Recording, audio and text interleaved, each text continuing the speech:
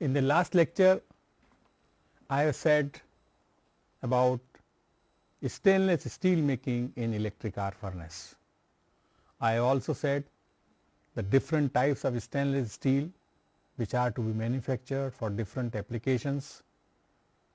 I have also said because of the limited availability of high quality stainless steel scrap, it has become important to use high carbon ferrochrome.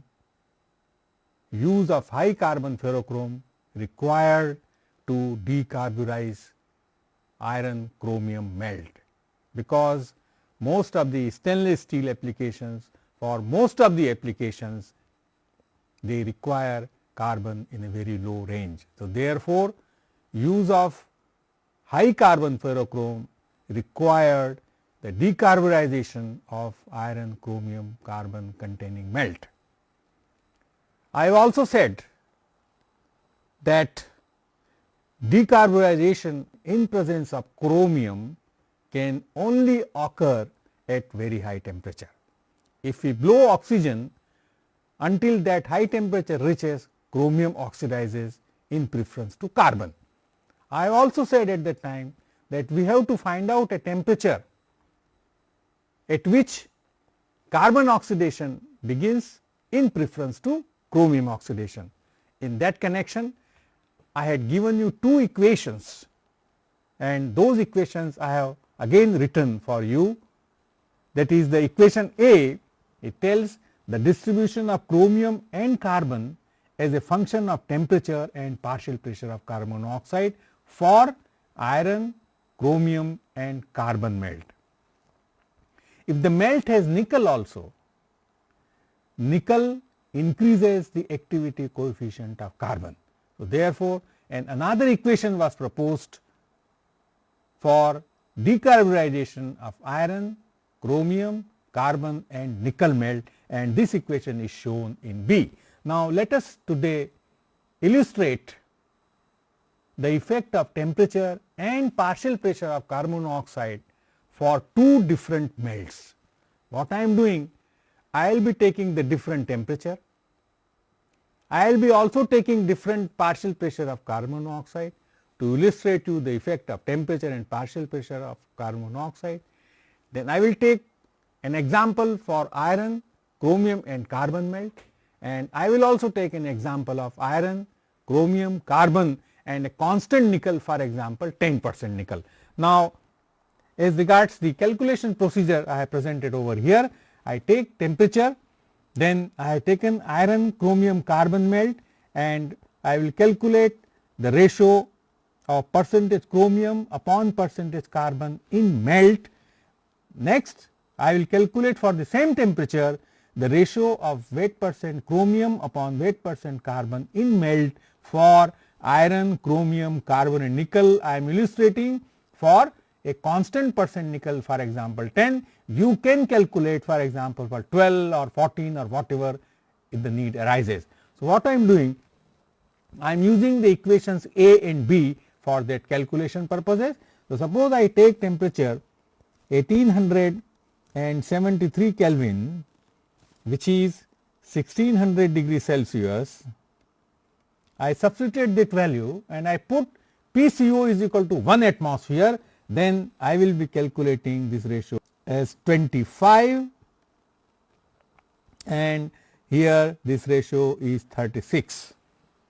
If I take now a temperature 1973 Kelvin, which is equal to 1700 degree Celsius, then the ratio is 58 for iron, chromium, carbon melt and the ratio is 82 for iron, chromium, carbon and nickel melt. If I take a temperature now of 2073 Kelvin, which is 1800 degree Celsius, then the ratio becomes 128 and here 172. If I take the temperature 2173 Kelvin, which is equal to 1850 degree Celsius, the ratio becomes 240 and here it becomes 339. Now, mind you, these calculations are performed by taking partial pressure of CO that is equal to 1 atmosphere. What this calculation says? Increase in temperature increases the ratio of chromium to carbon in the melt, that I am going to write. Increase in temperature, increases percent chromium in metal upon percent carbon in metal.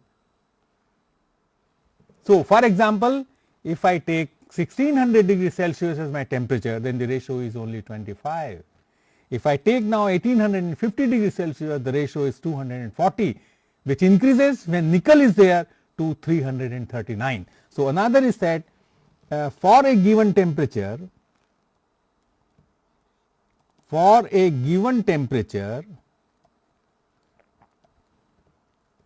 the ratio percent chromium upon percent carbon in melt, it increases with nickel content. The reason is obvious, because nickel increases the activity coefficient of carbon.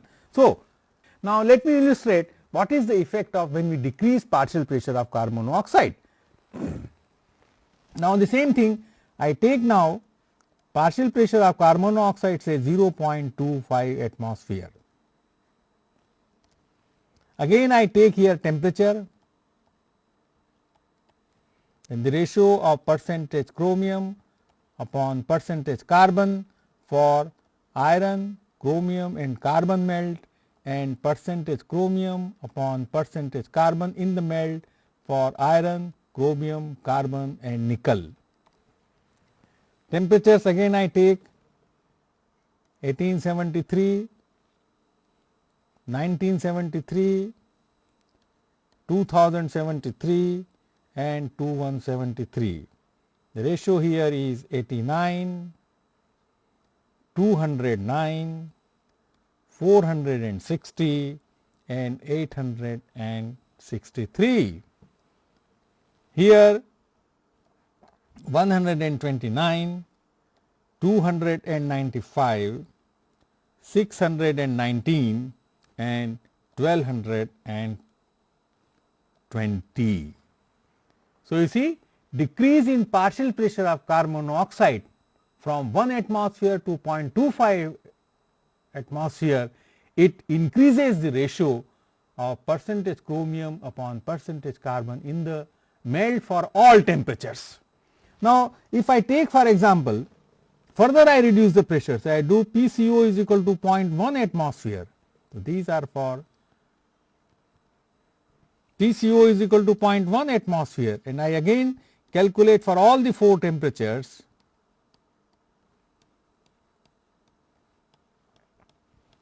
Then the ratio becomes 207, 488, 1077 and 2019. Here it becomes 301, 690, 1447 and 2852.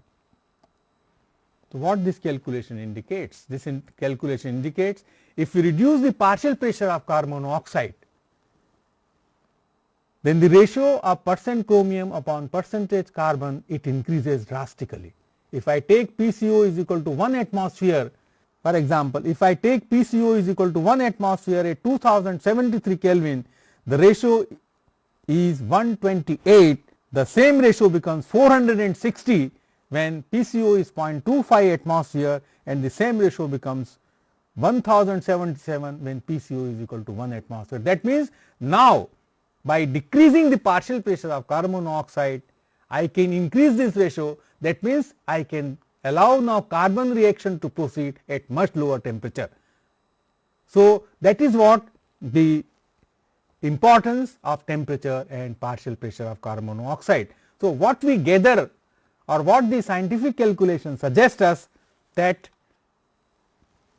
if you want to carry out decarburization of iron, chromium, carbon, nickel melt at partial pressure of carbon monoxide is equal to 1 atmosphere, then the decarburization is only possible at a very high temperature.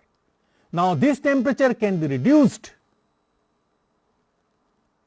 when you decrease the partial pressure of carbon monoxide. The extent of reduction of this temperature will depend upon the extent of reduction of the partial pressure of carbon monoxide.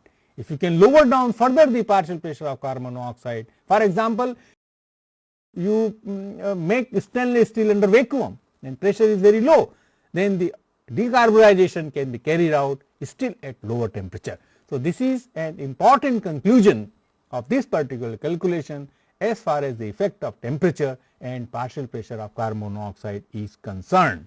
Now, another important thing in this particular case also, how to make now use of these calculations in the stainless steel making. So, let us see first of all melting of scrap in melting of stainless steel scrap in EAF in the light of knowledge that we have gathered previously. So, charge,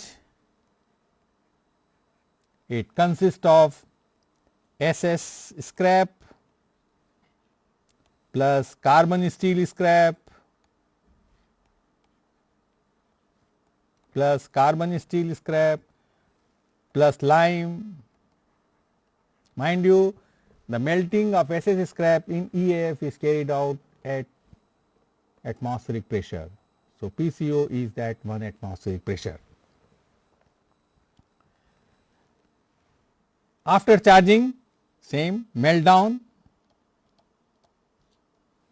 the charge is molten in the meltdown period, and at the meltdown period the bath contains, say for example 10% chromium, all nickel which you have charged plus carbon.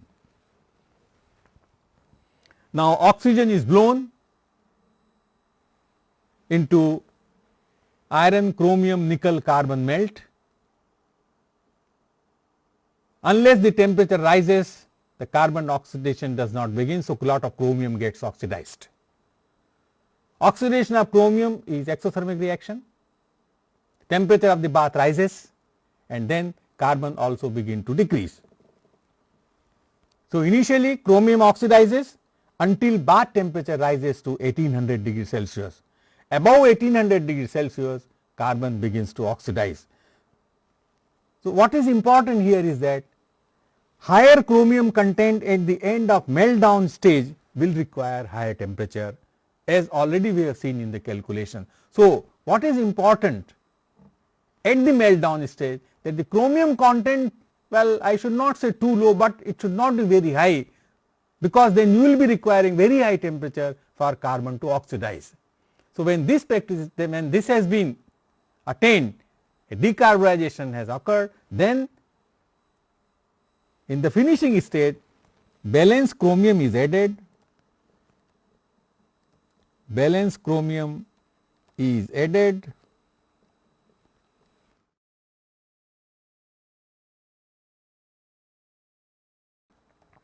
as low carbon ferrochrome,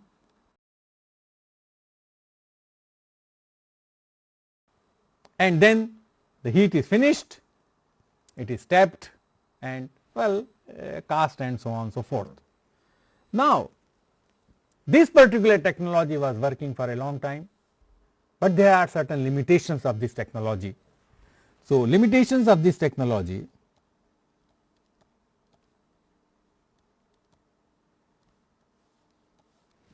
the first limitation of this technology is use of low carbon ferrochrome, use of low carbon ferrochrome. Second effect as a result of high temperature working in electric arc furnace is at high temperature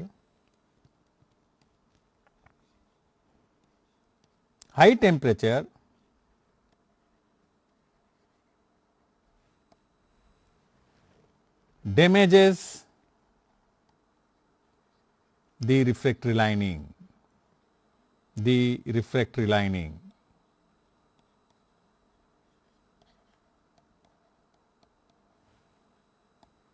Third important point is this: a complete heat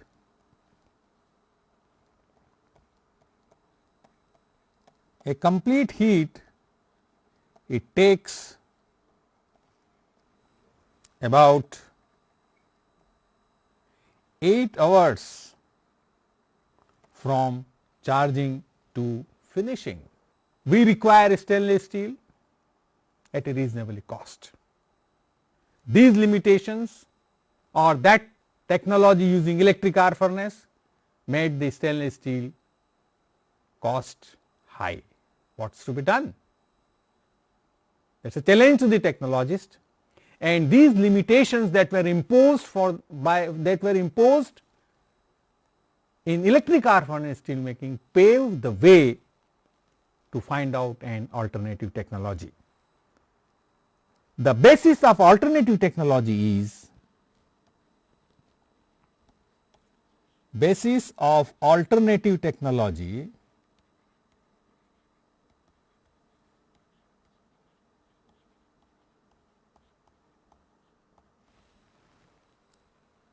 one, to carry decarburization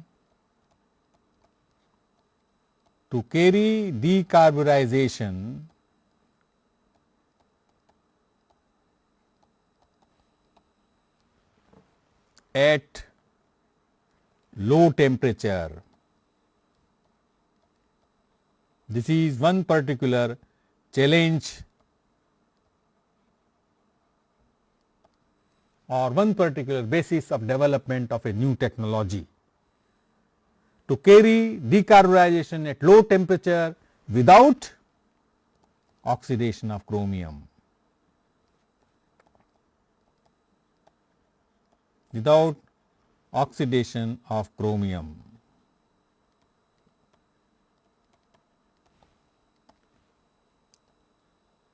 Second, as repeatedly I have said, low carbon ferrochrome is very expensive, and hence high carbon ferrochrome, if it can be used for production of a stainless steel containing high chromium, then it will be economical.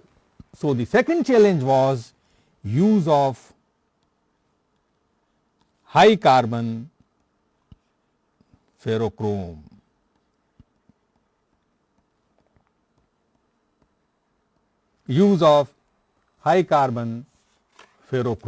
What is the scientific solution? The scientific solution is that if carbon is to be oxidized in preference to chromium at a given temperature, what we should do it? I have just told you the role of partial pressure of carbon monoxide. I have also illustrated what happens if I reduce the partial pressure of carbon monoxide. In the earlier calculation, I have shown you that reduction of partial pressure of carbon monoxide increases the ratio of chromium to carbon in the melt, and as a result I can produce a low carbon without causing oxidation of chromium. That is what the calculation we have seen. So, what is the solution? To oxidize carbon in preference to chromium, we must aim at the reduction of partial pressure of carbon monoxide below 1 atmosphere. For example, whatever you can reduce, you will gain in reduction in temperature from 1 to 0.5 to 0.25 or 0.1, as we have seen in the calculation, then this is possible.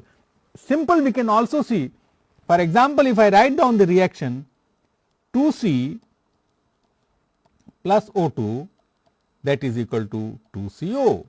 1 mole of oxygen, it produces 2 moles of CO. So, obviously decrease in pressure will favor carbon oxidation, in presence, for example, if I have 4 by 3 chromium plus O2, that is equal to 2/3 chromium oxide. I need not want to carry out the calculation, just I have to see both these equations, and if I see both these equations, in the equation 1 there is a effect of pressure, in the equation 2 there is no effect of pressure. So, by simple seeing the reaction, it is clear that if I decrease the partial pressure of carbon monoxide, then the carbon oxidation will be favored. So, solution. So, what is the solution now to those two challenges? The solution is reduction in partial pressure of carbon monoxide.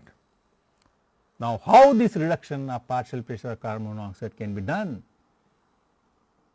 Say it is easy, but then it is to be done, it is to be practiced, it is to be used, and then you have to produce stainless steel at the economic cost. That is the important, because that technology which is economical, which will work, otherwise that will lose its significance. How to reduce partial pressure of carbon monoxide? One way, you use vacuum, that is vacuum oxygen decarburization process. Very expensive to employ vacuum and then to carry out the stainless steel making. However, for very special quality, this process is being adopted. Another is that we use argon plus oxygen mixture.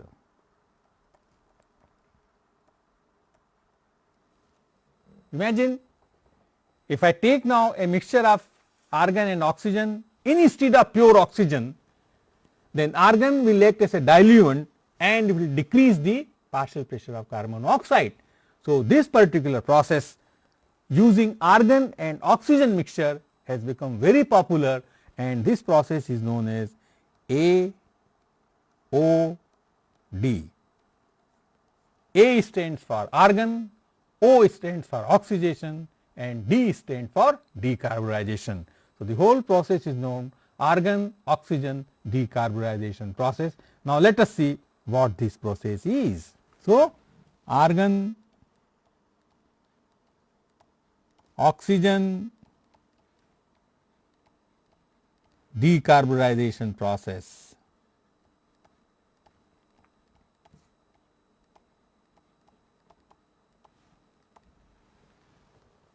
Now, in this process, the iron, chromium, carbon, nickel melt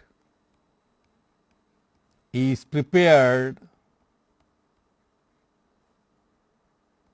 as usual in electric arc furnace.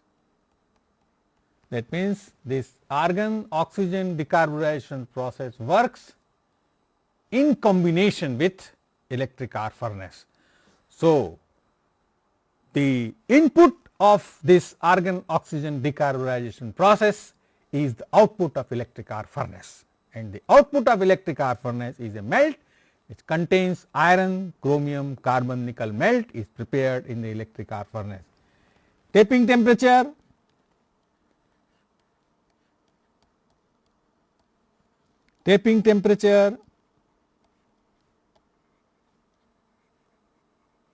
is 1500 to 1600 degrees Celsius.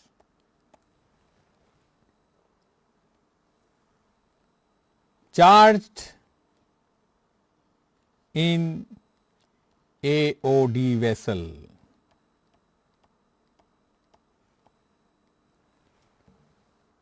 Here high carbon ferrochrome is used.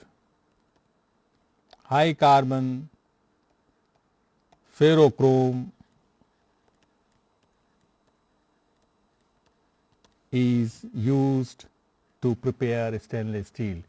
So, typically I have shown AOD converter. So, it is again a pear shaped vessel lined with basic magnesite lining. Now, the important point in this AOD vessel that these vessels are side blown.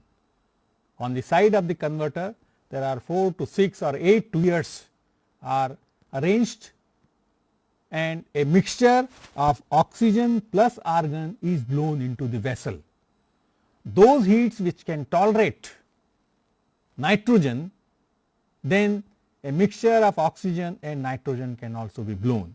But to start with, if those heats which cannot tolerate the nitrogen content in the steel, then you have to blow argon in order to reduce the partial pressure of carbon monoxide. So, how this is done? Iron, chromium, carbon, nickel melt from electric furnace is transferred to the AOD vessel, high carbon ferrochrome is added, and the blow begins with the blowing of argon and oxygen mixture. Now, typically in the beginning,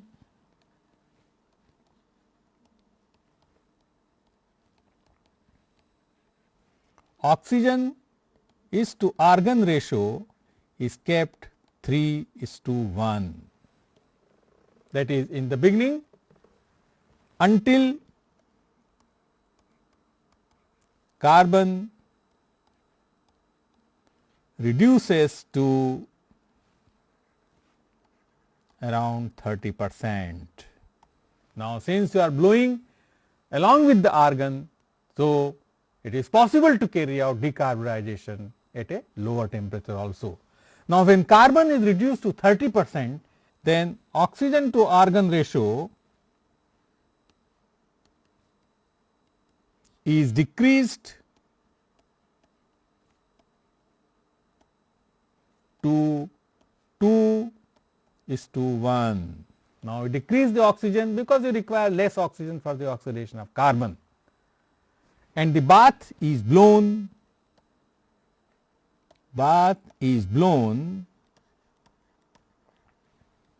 to 0.09 to 0.12% carbon.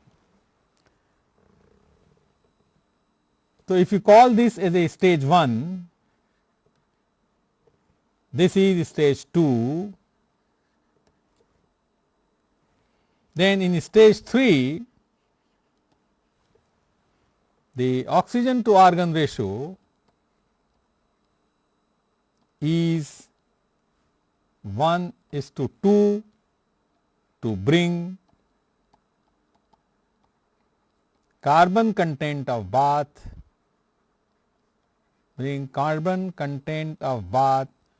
to the desired value, could be 0.02, 0.025 or whatever. So, this is the blowing schedule of a typical argon oxygen decarburization converter in order to produce stainless steel. The main point to understand over here is a mixture of argon and oxygen is blown, and that mixture does the job of removal of carbon at lower temperature. Now, major change in this practice has occurred in the last few years, that is, instead of argon, those heats which can tolerate little amount of nitrogen can also be blown. However, some degassing is also possible in the stage 3, some amount of nitrogen can also be removed. Some manifestation, say first stage blow, it generates heat and coolants of the order of 5 to 10% of the coolants they are added. Stainless steel as a coolant is better. The cooling or the coolant addition is done during first stage when temperature rises to 1690 or 1700 degrees Celsius. When carbon has been removed, then ferrosilicon is added to recover lost chromium into slag back to the metal, because when a mixture of oxygen argon is blown, some amount of chromium will also be oxidized in the beginning, and that chromium SCr2O3 it collects in the slag. Now, the most important is decarburization. Let little amount of chromium, if it oxidizes, let it oxidize, because then it can be recovered by addition of ferrosilicon, and that is being done in the practice. When carbon has come down to the specification, then ferrosilicon is added ferrosilicon is added to recover chromium oxide. Basicity of the bath is basicity of slag is maintained at around 1.5 to 2, and the reaction is Cr3O4 plus 2 silicon, that gives 3 Cr plus 2 SiO2. The chromium recovery, it may vary, but some figure like 97% chromium can be recovered from the slag back to the metal. Some sort of desulfurization can also be achieved. Desulfurization can also be achieved if the need arises. If very low nitrogen content in stainless steel required, then nitrogen blowing is not done.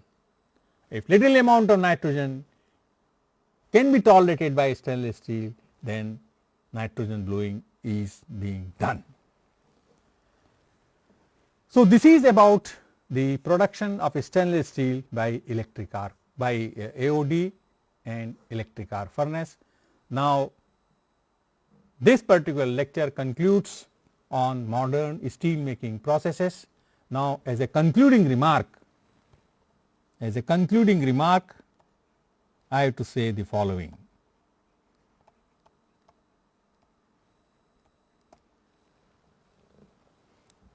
In the coming years, the production of steel by electric arc furnace will grow. For very simple reason, if you compare with the route, coke oven, blast furnace and BOF, which is valid for integrated steel plant, the production of steel by electric arc furnace can be done at a very competitive price. So, in the years to come, the production of steel by electric arc furnace is bound to grow. That means, the developments in electric arc furnace will continue to grow in the following direction. The first development that we will see, use of ultra high power input. Use of ultra power input, say for example, up to 1500 kilovolt ampere per ton of power input is envisaged. Second development is improved furnace and equipment design features.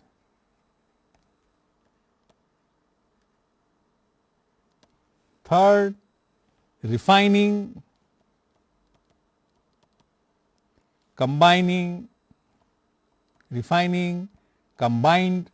burner technology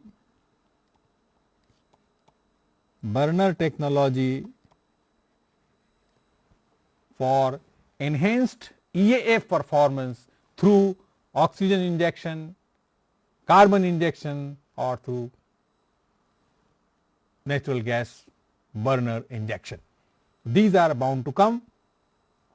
So, for example, a 120 ton ultimate electric arc furnace is capable of increase in 50% capacity, roughly equivalent to 180 tons, by incorporating these above mentioned modern gadgets.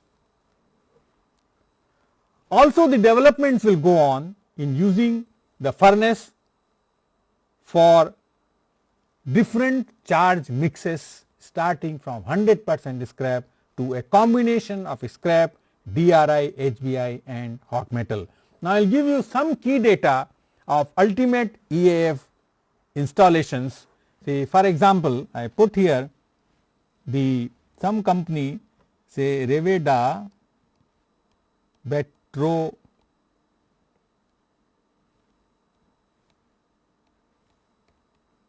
in Russia, that is one company. Then Aton Steel in Saudi Arabia and Riveda company in Russia. They have installed 3 most modern electric arc furnaces. Their specifications are as follows: 1, tapping weight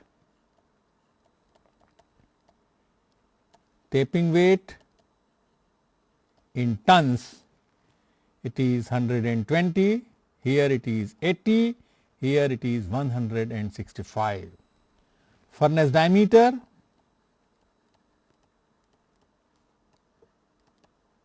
furnace diameter 7.7 meter, 6.5 meter and 8.6 meter. Transformer, please note the transformer capacity. Transformer, here it is 150 megavolt ampere, then this corresponds to 1250 kilovolt ampere per ton. This furnace is operating. Here it is 105 megavolt ampere, which correspond to 1313 kilovolt ampere per ton, and here it is 195 megavolt ampere, which correspond to 1182 kilovolt ampere per ton. So, you can see now some plants are already working with the modern gadgets having ultra high powered furnaces. Now, these ultra furnaces, they have injection tools.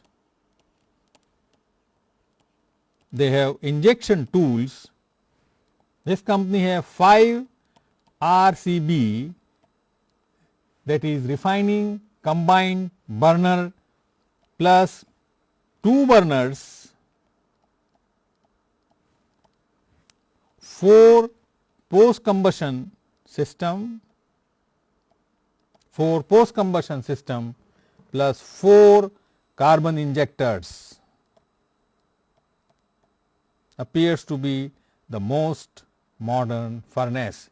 This one is having 3 RCB plus 2 burners, 2 post combustion system, 2 carbon injectors, maybe because its capacity is low. Third one has 5 RCB, 3 burners. You know, the burners are used for meltdown period, natural gas and oxygen mixture, 4 post combustion systems and 4 carbon injectors.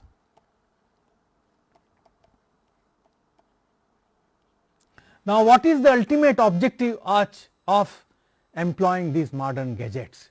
The ultimate objective is to have a tap to tap time parallel to BOF steel making. You remember, a BOF steel making or a BOF converter taps 300 to 400 tons of steel in just a matter of 60 minutes, compared to electric arc furnace which use 1.5 to 2 hours. So, the whole idea of employing these gadgets is to make the electric arc furnace competitive with reference to tap to tap time, and these modern gadgets made possible. If I write now tap to tap time